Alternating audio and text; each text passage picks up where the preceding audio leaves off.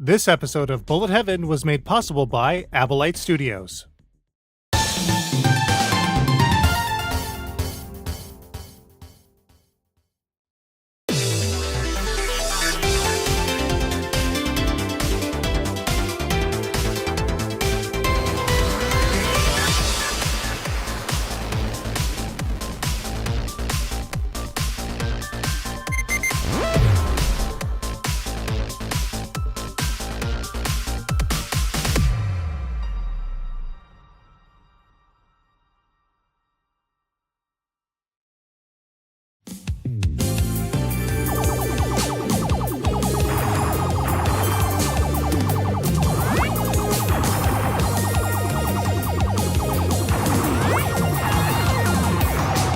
Locomalito is a name you should definitely know about by now, delivering such amazing goods as Hydorah. They came from Verminest and Garoudan, all for freaking free? Locomalito is one of the best freeware developers of the 21st century by a fair margin. Oh, and by the way, if you haven't checked out Garoudan yet, you definitely should.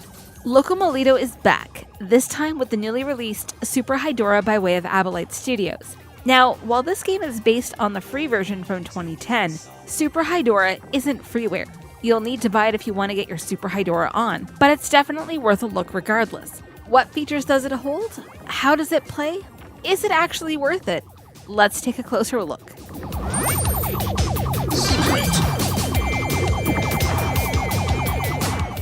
At a glance, Super Hydorah takes heavy inspiration from Gradius in a lot of ways, but upon closer inspection it actually breaks away from the Gradius formula almost entirely, and in really good ways. Super Hydorah's controls are very simple. Flying from left to right, just like any typical horizontal shooter like Gradius or R-Type, basic 8-way control moves the player around the screen at a fairly solid, albeit ever so slightly sluggish rate by default. Players can also use the left analog stick to move with fine-tuned speed and direction as well. There's a button mapped to rapid fire, which also handles sub-weapons, and a button mapped to a special weapon that can dish out huge damage which depletes a limited stock. That's it.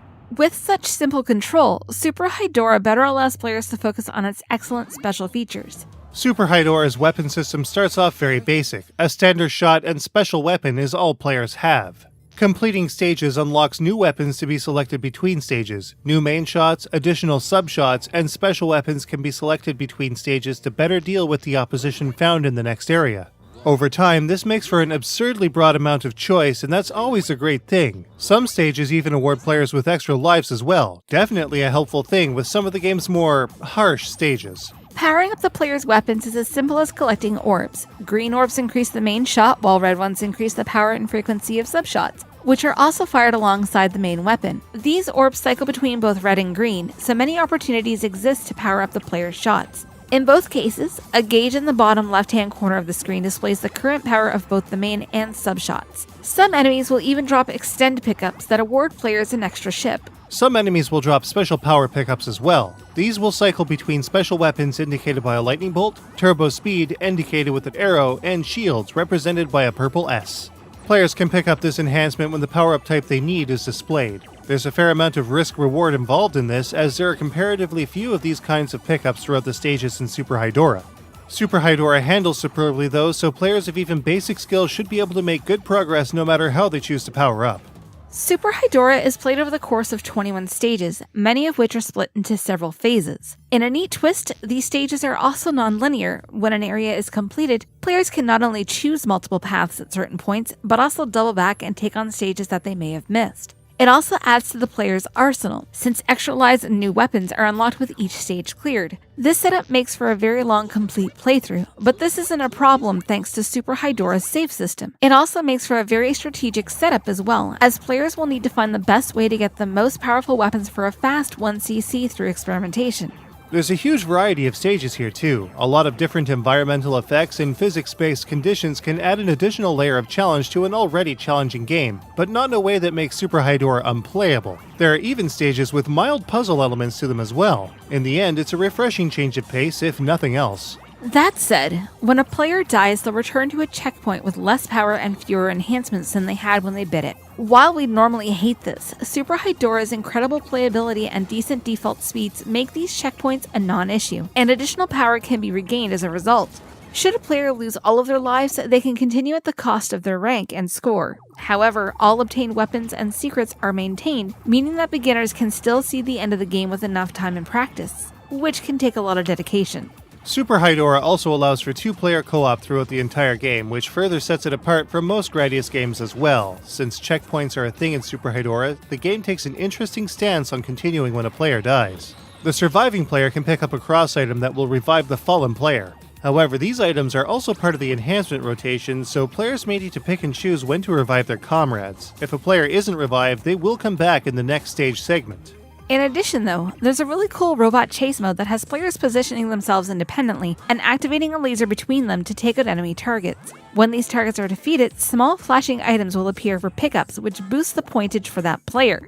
This mode can go for as long as the player can, but its scoring, just like Super Hydorah itself, is local only. It's still a super fun extra mode that adds even more replay to an already robust package. It's awesome. Super Hydorah is, fittingly, super fun when it all comes together. There isn't anything here that's negative, save for one thing. Some stages are a little too heavy-handed when it comes to their difficulty versus their length. Having a single stage play out in 6 different segments, leaving players to have to do it over and over and over and over again at game over, which can absolutely be frequent, can really deflate the experience in ways that could have players just quit. There is a slightly worrisome aspect to the controls that could turn some of the more stubborn purists off. The movement of the player's ship is such that corners are a little rounded. Even using digital control, moving in any direction will have a tiny bit of inertia to it. This function is very easily acclimated to in very little time though, so it's essentially a non-issue. Even still, some of these elements that we'd normally hate still just kind of work in Super Hydorah outside of some of the absurdly long areas. That's a hallmark of truly great game design, especially when dying is, for the most part, all the player's fault.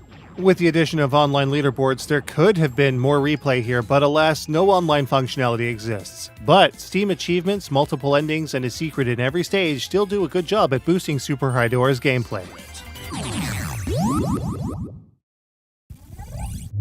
Extraction. Perfect.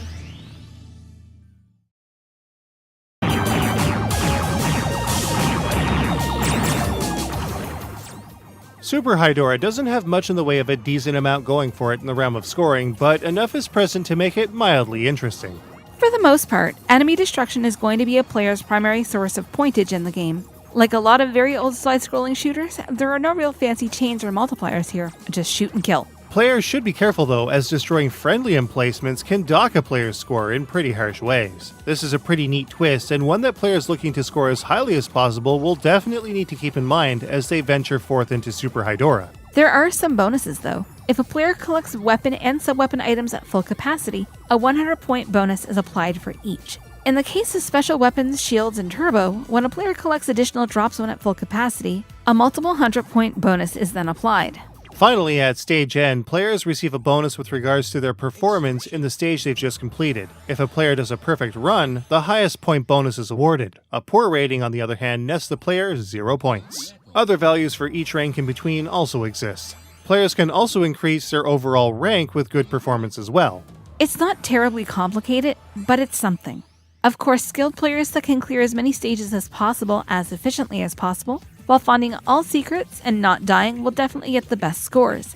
Hopefully, online leaderboards can be implemented in the future.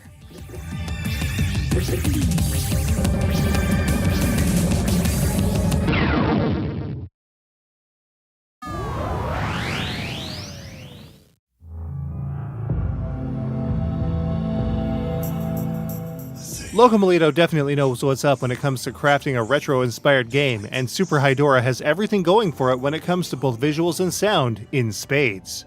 It's pretty obvious that the game in its entirety has some of the best looking retro-style visuals on PC to date, complete with authentic colors and resolution, keeping things suitably chunky. However, everything is also incredibly detailed as well, despite the game's inherently oversized pixels. The stages and sprites all work so well, and everything is animated with such care, we really don't have anything negative to say about them. Some of the enemies players will encounter are the stuff of nightmares, while others just look plain cool.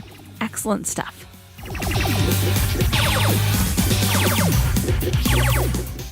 Adding to the already retro-tastic visuals are filters that mimic an old CRT. More than just scan lines, these filters make the player's screen pop with the kind of glow that only the pixels on the best CRTs can natively pull off. Well, as close as can be expected anyway. The player and enemy designs, UI, and various other bits of pixel art and game elements are designed and animated perfectly as well. Then there's the sound. The sound effects do an awesome job of conveying everything on screen without sounding too simple or too advanced. Just like the visual stage elements and overall visual design, the sound design here is everything you want from a game that's supposed to be from the late 80s or early 90s. Even the VO, with its heavy Spanish inflection, sounds excellent, and refreshingly different than the typical macho American or sometimes broken Japanese that we're used to hearing in these kinds of games. I'm a shooter pilot, Colonel. Leave it to me. And where the effects are great, the music is on another level. Greiser87 heads up the soundtrack in Super Hydorah with a great balance of classic arcade synth and retrowave samples that bring the sound design in Super Hydorah to its apex.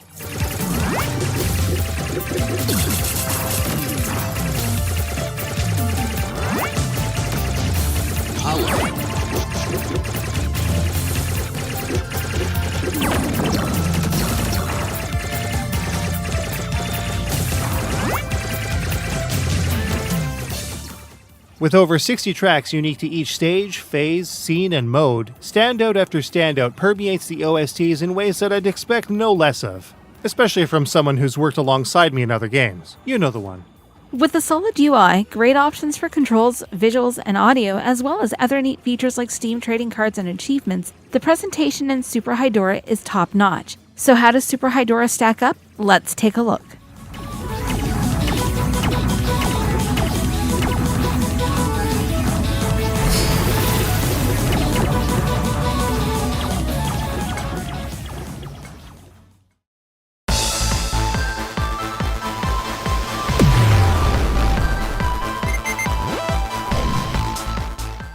Super Hydorah might suffer from Gradius syndrome, but this is actually a perfect strain of a common plague.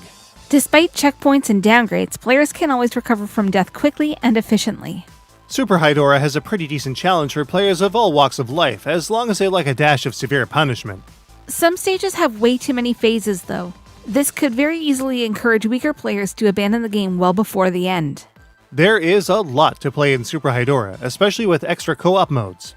Players are sure to figure out ways to reduce the time needed for a 1cc through experimentation, though. The visuals in Super Hydorah are amongst the best neo-retro graphics we've seen. This is what the best games were all about in the 90s, and Super Hydorah has it. Super cool scanline effects are sure to please players who dig that sort of thing.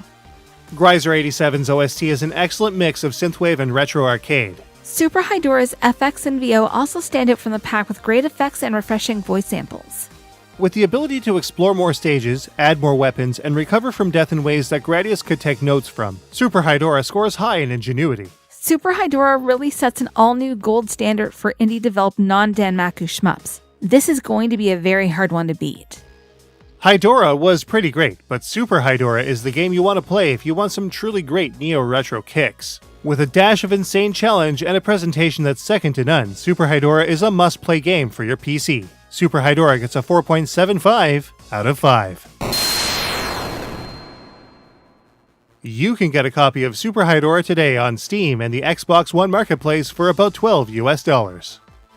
Man, some of these stages had me on the fence. I was close to quitting in the middle and hoping no one would notice I only had half a game's worth of footage. I don't know how you didn't quit. Me neither. Me neither. Here are some other great indie games that we ended up loving.